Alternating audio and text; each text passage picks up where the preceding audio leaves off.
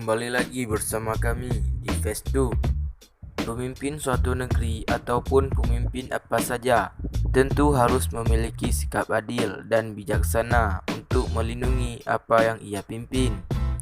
Apa jadinya jika seorang pemimpin memimpin sebuah negeri dengan cara yang kejam, bertindak sewenang-wenang kepada rakyatnya?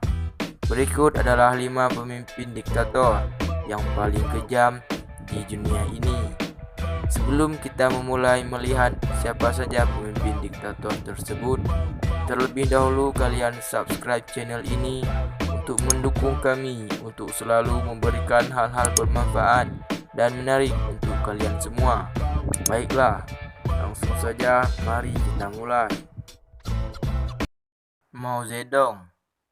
Mao Zedong adalah ketua pertama dari Partai Komunis Cina. Selama masa kepemimpinan Mao Zedong ini, 70 juta nyawa rakyat Cina melayang hanya karena keserakahan dan kesombongan Mao Zedong yang tak tertandingi. Mao Zedong meruntuhkan peraturan tradisional Cina yang sudah berlangsung selama ribuan tahun dan hampir saja menghancurkan sistem politik negeri Tiongkok. Kekejaman Mao Zedong ini berakhir pada kasus kelaparan terburuk sepanjang masa.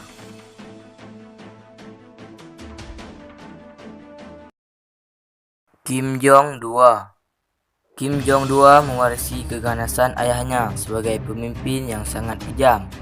Saat itu, Korea Utara ditempatkan di posisi 10 teratas pada daftar negara termiskin di dunia, dan kebanyakan dikarenakan oleh ulah Kim Jong-dua yang semena-mena. Jutaan orang yang menghadapi kelaparan setiap harinya, belum lagi masyarakat yang terjangkit penyakit mematikan. Setiap tahunnya kira-kira ada lebih 1.000 orang yang mengakhiri hidup mereka dengan cara bunuh diri karena mereka tidak sanggup menahan kesengsaraan hidup di bawah pimpinan Kim Jong-dua.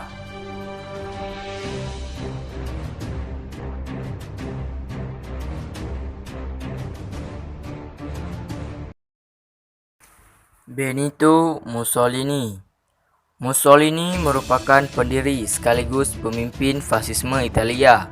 Fasisme meluas ke seluruh penjuru negeri, di mana milisinya yang berbaju hitam mendapat dukungan dari pemilik tanah dan menyerang liga-liga petani dan kelompok sosialis.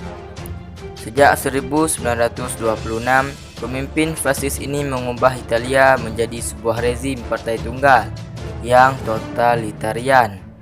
Para pegawai dan pekerja diorganisasikan dalam kelompok-kelompok yang dikontrol oleh partai, mewakili sektor-sektor ekonomi yang berbeda. Sistem ini mempertahankan kapitalisme dan memperluas kerja sosial, tetapi menghapuskan serikat buruh yang bebas dan hak untuk mogok. Pada hari-hari terakhir perang, Mussolini mencoba kabur ke Swiss bersama istrinya, Clara Petacci. Para gerilyawan Italia menangkap dan menembaknya di Giflino di Mazzegra.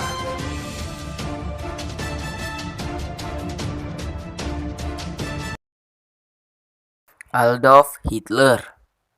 Hitler dilantik sebagai kanselir Jerman pada tahun 1933. Segera ia mengkonsolidasi kehakiman dan pemerintah provinsi diberikan kepada loyalis Nazi. Semua partai politik diberangus termasuk kelompok Israel. Segala aktivitas ekonomi, media, dan kebudayaan dikontrol oleh Nazi. Kebijakan rasial Hitler segera dimulai saat ia berkuasa. Ia berusaha menjaga kemurnian ras unggul Arya dan membasmi ras-ras lain yang menurutnya lebih rendah. Orang Yahudi mengalami perlakuan sangat buruk dan kejam pada masa Hitler. Perang Dunia II pecah ketika pasukan Jerman masuk ke Polandia. Namun peran berkepanjangan itu menguras tenaga Jerman. Rencana penaklukan Uni Soviet dan Inggris tak semudah yang Hitler bayangkan. Ia kemudian menikahi Eva Braun dan melakukan bunuh diri tahun 1945. Kematian Yahudi pada masa Hitler ini mencapai 6 juta jiwa.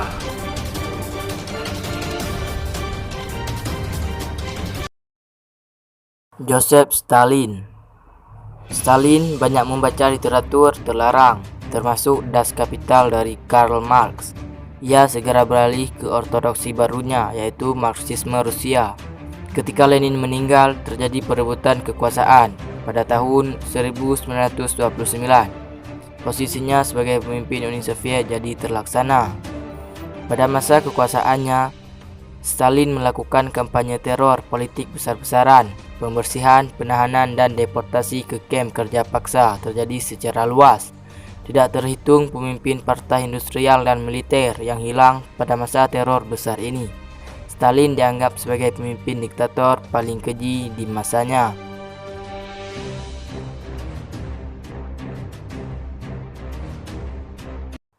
Ya, itulah 5 pemimpin diktator paling kejam di dunia ini. Sekian video dari kami dan sampai jumpa di next video.